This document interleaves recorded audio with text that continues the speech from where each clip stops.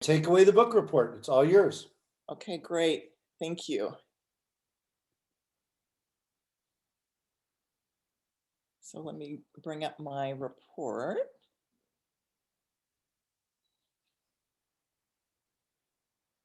Great. Okay. So the book that I want to tell you about is one that I read recently this summer, and I think you can probably see the book cover. It's called The Universe of Two, written by Kiernan.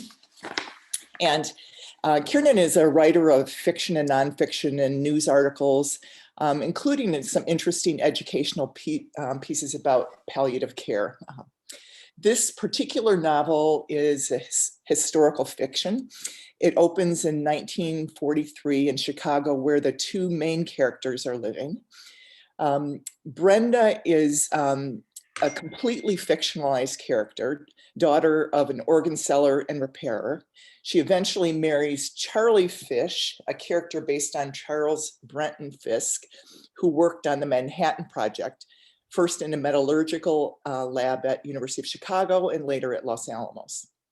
The very well-written chapters alternate between her reflections and Charlie's work. One aspect of the book I really enjoyed were the details supplied by the author following his extensive interviews and research on the Manhattan Project, organs, and organ music, which he incorporates into the storyline. Another aspect that resonated with me was the theme of regret. Charlie's regret over the role that he played in designing and testing the bomb's detonator really only came out at the end, but was a powerful determinant of his life after the war.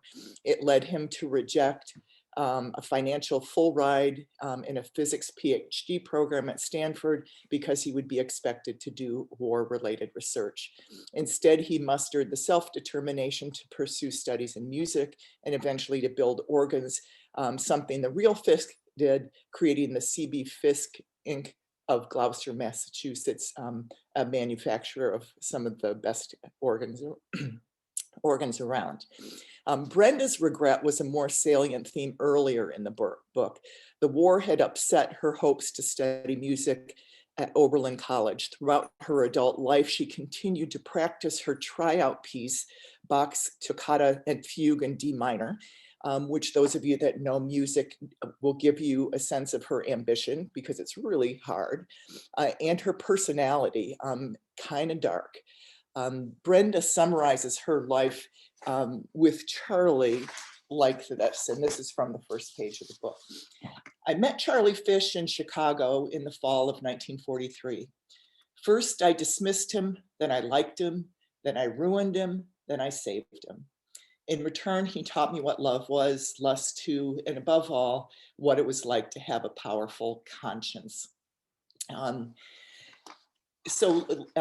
on that same page, it turns out that the greatest kinds of strength are hidden and move slowly and cannot be stopped by anything until they have changed the world. And she talks about him changing the world twice.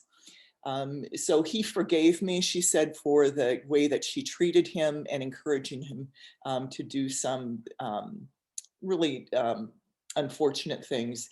He forgave me, but that was his nature. But I haven't forgiven myself. Even now, all these years later, these deeds seem like tattoos and the ink of regret is permanent.